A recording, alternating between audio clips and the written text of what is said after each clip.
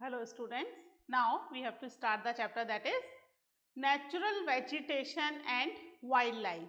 Okay, तो इसमें हम पढ़ रहे थे about the types of forest. कितने तरह के forest हैं total?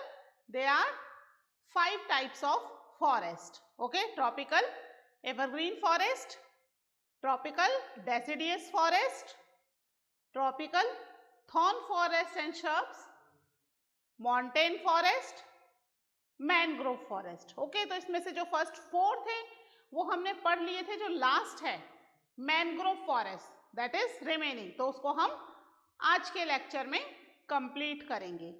ओके, तो कौन सा फॉरेस्ट पढ़ना है हमें आज? That is mangrove forest. Mangrove forest. ठीक है, ये कौन से फॉरेस्ट होते हैं? ये वो फॉरेस्ट हैं जो मर्सी और वेट लैंड के अंदर ग्रो होते हैं. बेसिकली जो डेल्टा रीजन है वहां पर ये पाए जाते हैं. ठीक है, डेल्टा किसे कहते हैं? सबसे पहले तो अब ये प्रॉब्लम आ गई कि डेल्टा क्या है. Do you know about the delta?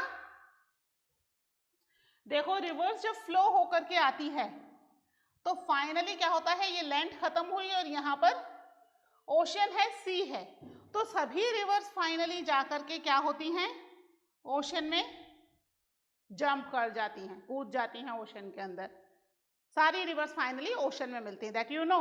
अब क्या होता है, ये अपने साथ जो सिल्ट लाती हैं वो यहाँ इकट्ठी करती जाती हैं. तो यहाँ सिल्ट जमा हो गई तो वाटर बॉडी इधर से मूव करने लग जाएगी. फिर यहाँ भी सिल्ट जमा हो गई तो वाटर बॉडी इधर से मूव करने लग जाएगी. यहाँ भी सिल्ट जमा हो गई है ना, क्योंकि और नई नई सिल्ट आती जाएगी और वो इस तरीके से जमा होती जाएगी. तो ये वाटर बॉडी की स्ट्रीम्स जो हैं आसपास से निकलना शुरू हो जाएंगी. तो इस तरह ये एक ट्रायंगुलर शेप बनाती हैं ऑन द सी माउथ. ये सी का माउथ है, इस माउथ से ही तो सी के अंदर एंटर हो रही है. तो इस सी माउथ में ये जो ट्रायंगुलर शेप बना रही है, this triangular shape is known as delta. ठीक है, जब ये अपने साथ कोई सिल्ट नहीं लाएगी, है ना, कोई मड नहीं लाएगी और सीधे जाके ओशन में कूद जाएगी, that is known as the estuaries, है ना. तो ये एस्ट्यूरीज में नहीं होती हैं. ये वाले जो फॉरेस्ट है वो कहाँ पाए जाएंगे? डेल्टिक रीजन में, या जहां पर डेल्टाज होता है, कोस्टल एरिया होता है, वहां पाए जाते हैं. इन्हें टाइडल फॉरेस्ट भी कहा जाता है ना. जहां टाइड्स आते हैं उस एरियाज में भी पाए जाते हैं. तो बेसिकली कोस्टल एरिया में ही ये वाले फॉरेस्ट पाए जाएंगे. ठीक है, मैनग्रोव फॉरेस्ट कहाँ पाए जा रहे हैं? These forest are found in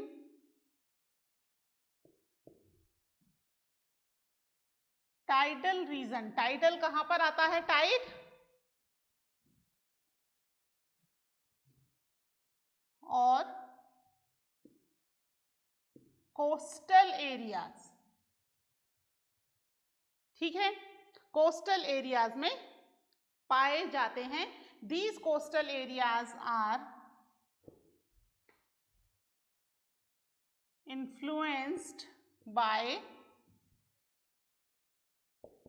tides. ठीक है, तो इस फॉरेस्ट को mangrove forest are also known as, these forest are also known as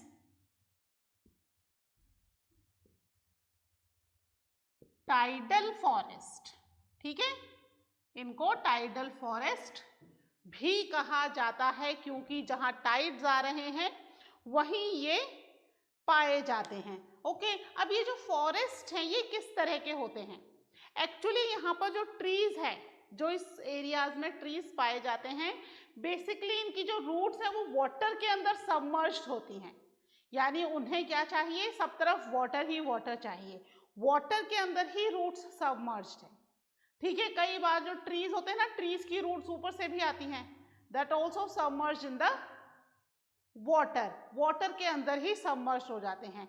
पाए कहाँ जाएंगे? पाए जाएंगे वहां जहां जहां डेल्टा होगा. ठीक है, देखो कहाँ कहाँ डेल्टा है, वहां वहां ये पाए जा रहे हैं। कौन कौन सी रिवर्स हैं? एक तो गंगा रिवर डेल्टा बना रही है with the help of Brahmaputra, है ना, दोनों मिलकर बहुत बड़ा डेल्टा बना रही हैं, सुंदरबन डेल्टा। इसके अलावा वेस्टर्न घाट से ईस्टर्न घाट की तरफ जाने वाली रिवर्स भी बे ऑफ बंगाल सी के माउथ पर डेल्टा बनाती हैं।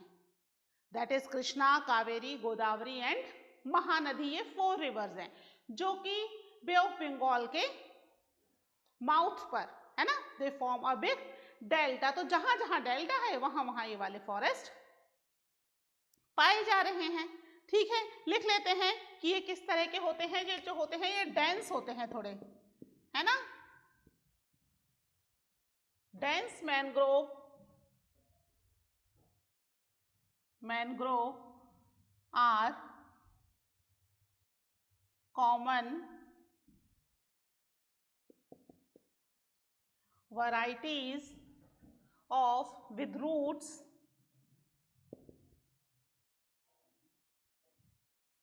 of plants submerged under the water। ठीक है, वाटर के अंदर सबमर्ज्ड होती है इनकी जो प्लांट्स हैं। कहाँ पाए जाते हैं? It's found in deltaic region of the rivers Ganga, the Kaveri, the Krishna, the Godavari and एक और कौन सी बची? द महानदी। ठीक है, इन रिवर्स के डेल्टास पर ये जो फॉरेस्ट हैं वो पाए जा रहे हैं डेल्टिक रीजन में, और फिर या फिर टाइडल रीजन में जहां पर टाइड्स आते हैं, ऐसे एरियाज में ये पाए जा रहे हैं। ठीक है, समझ में आया कौन कौन से ट्रीज पाए जा रहे हैं और एनिमल्स हैं? That we will write afterwards. पहले आप इसको नोट डाउन कर लीजिए। ओके,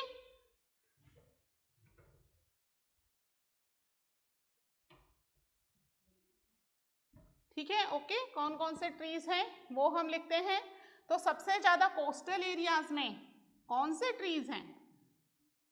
कॉमन है जो बहुत ज्यादा, दैट इज कोकोनट ट्रीज, है ना। कोकोनट ट्रीज बहुत ज्यादा कॉमन होते हैं कोस्टल एरिया के अंदर। देखे हैं कोस्टल एरियाज में जब भी हम बात करते हैं नारियल की, क्या याद आता है? कोस्टल एरिया याद आता है, क्योंकि कोस्टल एरिया में ही ये जो ट्रीज हैं ये पाए जा रहे हैं, है ना। तो यहाँ पर जो मेन ट्रीज हैं,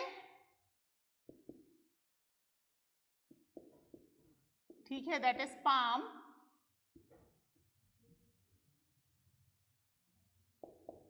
कोकोनट्स,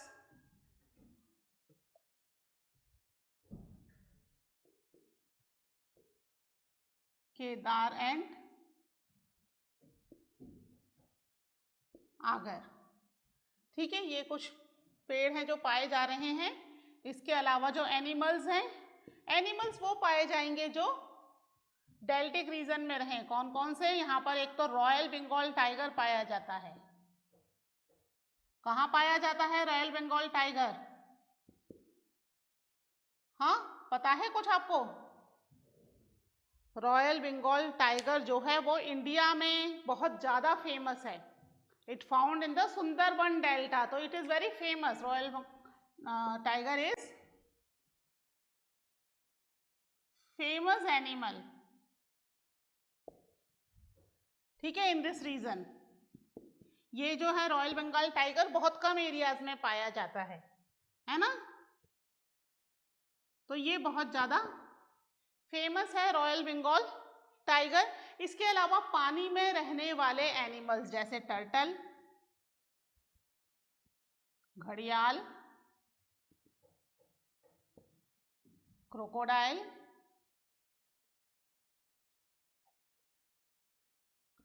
ठीक है, ये कुछ एनिमल्स हैं, दीज आर कॉमन, ठीक है। इसके अलावा और भी छोटे मोटे एनिमल्स पाए जाते हैं, but these are famous and main animals of this region, ठीक है। ये तो हुई बात अबाउट द मैनग्रोव फॉरेस्ट, ठीक है।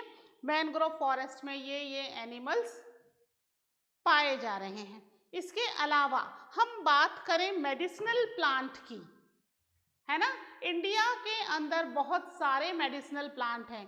पहले इंडिया में जो ट्रीटमेंट, इंडिया में क्या ऑल ओवर वर्ल्ड में ही ट्रीटमेंट जो होता था वो हर्ब्स वगैरह से होता था, जड़ी बूटियां जिन्हें हम कहते हैं, उनके थ्रू होता था। लगभग 2000 से ज्यादा मेडिसिनल प्लांट्स हैं, ये हर्ब्स प्लांट्स हैं, जिसमें से 500 मेडिसिनल प्लांट्स ऐसे हैं विच आर वेरी कॉमन, है ना, यानी कि वो हम कुछ ना कुछ तरीके से यूज करते रहते हैं, ठीक है। इंडिया में बहुत ज्यादा मेडिसिनल प्लांट्स यूज किए जाते हैं। 352 से ज्यादा मेडिसिनल प्लांट ऐसे हैं जो कि हर्ब्स में दवाइयों के रूप में, है ना, यूज किए जा रहे हैं, जिसमें से 52 प्लांट्स ऐसे हैं जो कि बहुत ज्यादा एक्सट्रीम थ्रेटनिंग की कंडीशन में है कि वो खत्म हो सकते हैं। 49 प्लांट्स ऐसे हैं विच आर इंडेंजर्ड, कभी भी वो एक्सटिंक्ट हो सकते हैं। काफी सारे एक्सटिंक्ट हो भी गए हों तो शायद हमें पता नहीं है ना, क्योंकि हमारे पास उसका डाटा नहीं है। तो so many plants extinct also, लेकिन जो अभी हैं दैट आर ऑल्सो इंडेंजर्ड, उन्हें प्रोटेक्ट करना बहुत ही ज्यादा जरूरी है।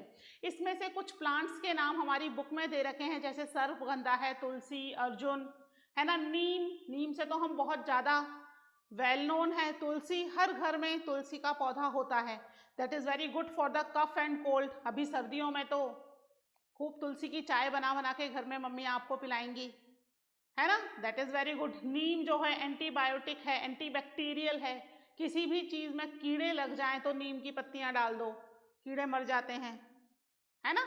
तो ये जो प्लांट्स है, देखो हमारे आसपास ही हम 2-3 प्लांट्स तो हम ही यूज कर रहे हैं, बबूल है, नीम है ना, अर्जुन है। सर्पगंधा ऐसा पौधा है जो केवल इंडिया में ही पाया जाता है और कहीं नहीं पाया जाता, ठीक है। आपकी बुक में पेज नंबर 48 पर ये कुछ दे रखा है अबाउट द मेडिसिनल प्लांट्स, है ना, ब्लू बॉक्स में। तो आप एक बार इसको देख लीजिएगा, कई बार एग्जाम में इससे रिलेटेड क्वेश्चन भी आता है। जामुन का पौधा है, ठीक है, ये जामुन जो है डायबिटीज डिजीज के लिए बहुत अच्छा है। आजकल तो हर घर में कोई ना कोई डायबिटीज का पेशेंट है ही, है ना, it's very good for the diabetes disease. इसके अलावा जामुन इज गुड अगर कोई गैस्ट्रिक प्रॉब्लम है उसके लिए भी अच्छा है। अगर किसी को कोई यूरिन की प्रॉब्लम है तो that is good for that problem also, है ना। तो बहुत सारे पौधे हैं, कुछ पौधे ब्लड प्रेशर के लिए बहुत ज्यादा अच्छे हैं, है ना, कि ब्लड प्रेशर उससे कंट्रोल हो जाता है। Some are good for some other thing, यानी किसी ना किसी बीमारी को वो ठीक कर रहे हैं। तो you have to study about it, है ना। कुछ पौधे हम डेली यूज में काम में भी ले रहे हैं तो वो भी आप देखिएगा।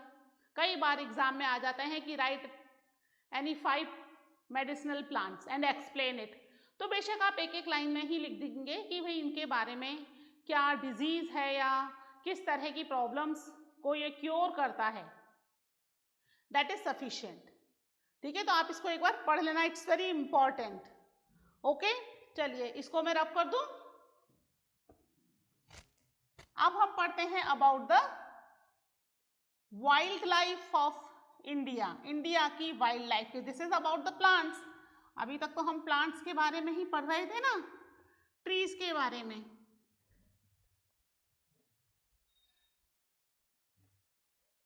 अब हम पढ़ेंगे अबाउट द वाइल्ड लाइफ की इंडिया में कैसी वाइल्ड लाइफ है।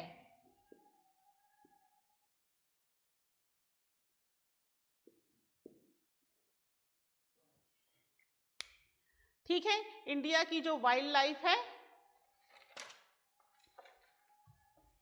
India is very rich in flora as well as in fauna, है ना। फ्लोरा के बारे में ऑलरेडी वी हैव डिस्कस्ड, अब हम डिस्कस करेंगे अबाउट द फ्योना। ठीक है, किसको कहते हैं flora and Fiona? Flora denote the plant species, है ना, and Fiona denote the animal species, है ना। एनिमल में हर तरह का एनिमल आ जाएगा, ठीक है। ऐसा मत सोचना कि वाइल्ड एनिमल है या कौन से एनिमल है इसमें। Each and every type of animal, हमारे घर के आसपास जो डॉग, कैट, स्क्वेरल, है ना, लिजर्ड, सब उसके अंदर इंक्लूडेड हैं, ठीक है। चाहे वो वाइल्ड एनिमल हो, चाहे वो बर्ड्स हो, okay, either they are the marine animal या फिर फ्रेश वाटर में पाए जाने वाले एनिमल, कैसे भी एनिमल्स हो, each and every kind of animals are included in the fauna, और हम कह सकते हैं इन द एनिमल स्पीशीज, ठीक है। तो हमने कितने तरह के देखे थे एनिमल स्पीशीज? चैप्टर शुरू में पढ़ा था ना, लगभग 90,000 types of animal species are found in India. बहुत सारे तरह के हैं, बट बेसिकली हम बात कर रहे हैं इंडिया में पाए जाने वाले एनिमल्स के बारे में। तो these are near about 90,000 animal species जो कि इंडिया में पाए जा रहे हैं, ओके। तो हम लिख लेते हैं एक बार कि इंडिया जो है that is, India is rich in fauna, है ना। और क्या है यहाँ पर, कितने तरह के एनिमल्स पाए जा रहे हैं? लगभग it has approximately 90,000 animal species, ठीक है। 90,000 के आसपास अलग अलग तरह के एनिमल्स पाए जा रहे हैं, जिसमें से लगभग 2,000 टाइप्स ऑफ क्या हैं? बर्ड स्पीशीज, ठीक है। बर्ड्स ही पाए जा रहे हैं लगभग 2000 के आसपास, जो कि पूरे वर्ल्ड का नियर अबाउट 13% जो है that is the part of the total birds of the world, ठीक है। 13% part of total birds species, ठीक है। बर्ड स्पीशीज के बारे में बात कर रहे हैं। इसके अलावा अगर हम बात करें फिशेस की, तो यहाँ पर लगभग 2546 टाइप्स ऑफ फिशेस पाई जाती हैं। कितनी पाई जाती हैं? 2546 टाइप्स ऑफ क्या हैं? Species of fishes. इतनी तरह की फिश पाई जा रही हैं। घड़ियाल, crocodiles are the something else, यहाँ हम केवल फिश के बारे में ही बात कर रहे हैं, ठीक है। तो इतनी तरह की फिश पाई जा रही हैं, जो कि पूरे वर्ल्ड का नियरली कितने परसेंट है? Nearly 12% of total world species, ठीक है। जितने भी वर्ल्ड में ये फिशेस पाई जा रही हैं उसका 12% है नियरली, ये अप्रोक्सीमेट में है बच्चों। ऐसा क्यों मत सोचना कि 13% फिक्स या 12% फिक्स, अप्रोक्सीमेटली है, नियरली आसपास का डाटा है। 11 पॉइंट समथिंग भी हो सकता है, 12 पॉइंट समथिंग भी हो सकता है ना। तो कुछ ऐसा नहीं है कि बहुत मैथमेटिक्स नहीं कर रहे हैं हम, है ना, कि फिक्स यही आंसर आएगा, ऐसा नहीं है, नियरली है, अप्रोक्सीमेटली है, आसपास का डाटा पाया जा रहा है, ठीक है। इसके अलावा और जो एम्फीबियंस हैं, है ना, और मैमल्स हैं, रेप्टाइल्स हैं, ये भी इंडिया में पाए जा रहे हैं। लगभग 5% to 8% जो है ऑफ बर्ड्स एम्फीबियंस पाए जा रहे हैं, है ना, रेप्टाइल्स एंड मैमल्स, ठीक है। अब मैमल्स में भी सबसे ज्यादा जो सरप्राइजिंग मैमल है for everyone, that was elephant, है ना। आपको भी पता है ना, elephant included in the mammals, है ना। लेकिन जो एलिफेंट है वो इंडिया में पाया जाता है या एशिया के कुछ एक जगहों पर पाया जाता है, ज्यादा एरियाज में नहीं पाया जाता। जो आउटसाइडर्स हैं in the ancient time, they were surprise to see the elephant कि इतना बड़ा एनिमल भी होता है क्या, है ना। ये बेसिकली पाया तो साउथ के कुछ एरियाज में जाता है जो नेचुरल हैबिटेट है, पर अब तो सभी जगह मिल रहा है इंडिया के अंदर।